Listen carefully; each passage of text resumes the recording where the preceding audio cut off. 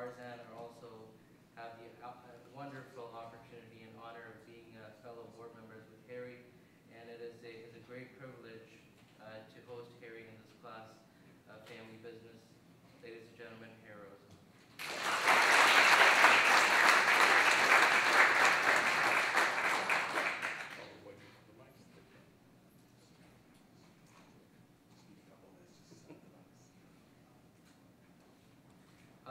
The way we're going to do this is we have a list of questions that we're going to ask Harry.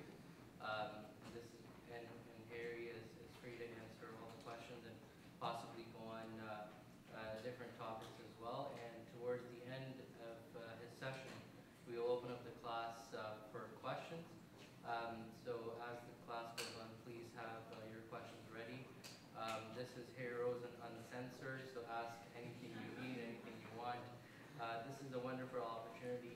I work with Harry on the board, but I don't get to ask him questions on family business, business in general, entrepreneurship, the future of retail, anything in between. This man is a legend in Canada, and I would take every single opportunity in this time of allocation to get the best out of him. So he's here, so use and abuse. So if another 3 minutes, and hopefully we'll get started. Take your headphones for a second. Funny, Kate. Legend in my own mind. Legend in your own. I think of the Order of Canada, that put you in the legend.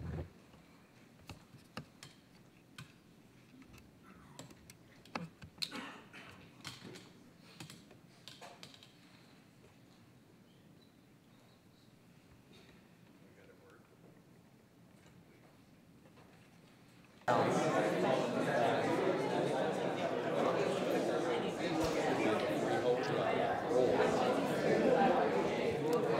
Down below. See if it turns on. Should be.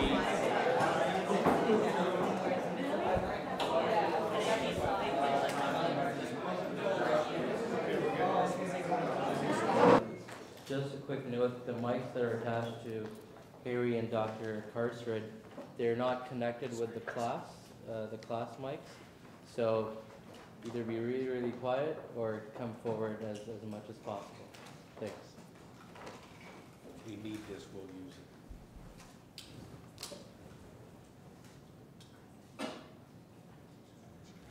Okay, you ready? Harry, thank you once again for coming to class. It's a great pleasure. Thank you.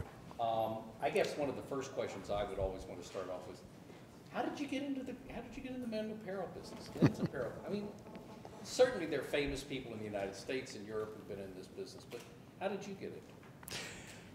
Well, I was not particularly an achieving student, and I found part-time work during my school years at a better menswear shop in Toronto, and he took me on as a stock boy, more or less. But I observed how men shopped, and I observed how the salespeople interacted with the customers, and it really appealed to me. And one day I got the opportunity when most of the staff were busy or out for lunch, and somebody inquired about a product in the window and looked at me like I knew something. So I managed to entice the customer into the store and went behind the counter, pulled out the product, and wowed him with all the product knowledge I had at my disposal, and asked him if he'd like to purchase the item, if he'd give me a deposit, put it away for him, or he could take it with him. And I was successful, and from that point on, the staff in the store really promoted my selling the better products that were shown in the window. They thought I had a touch for doing it. And I loved doing it. I loved product knowledge, and I loved interacting with a customer.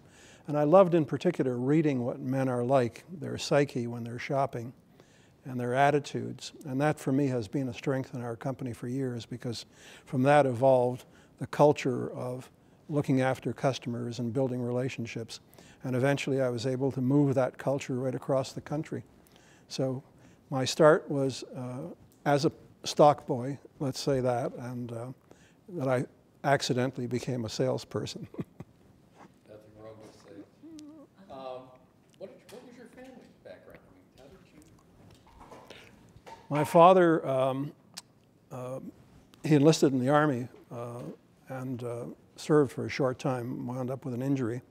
And he moved our family to northern Ontario to a place called Callander. And there was my brother and sister and my mother.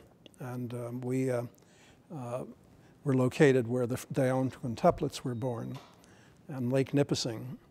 And we spent some time up there, and I liked the country life, and our family was pretty happy, but we didn't have a great deal of means, and my father managed to get us educated and keep food on the table.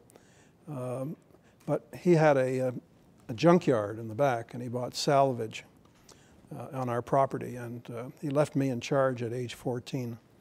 So I moved the engine blocks over here, and the piston rings over here, and the horsehair over here, and the burlap bags over here. And that's where I learned my merchandising, you see. You learned merchandising when you with horsehair.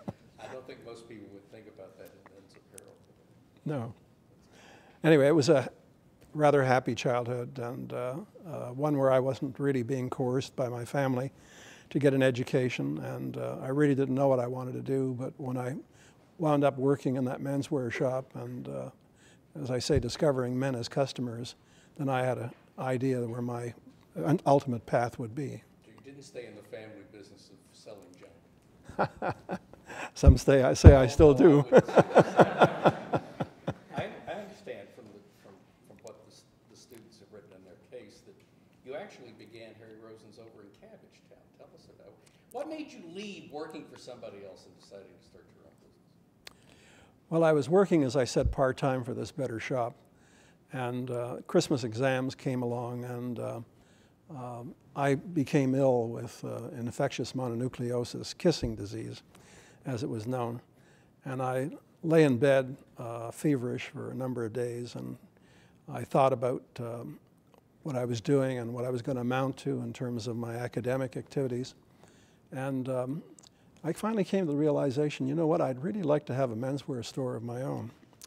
So I remember getting in my father's truck after I was able to get out of bed and going for a ride over the day to Gananoque, where he would buy a load of junk and return to Toronto. And I said to him, Dad, I think I want to have a store of my own. And he didn't say a thing. He didn't say a thing. But I went out looking for a location, and looking around the city, I found a property on Parliament Street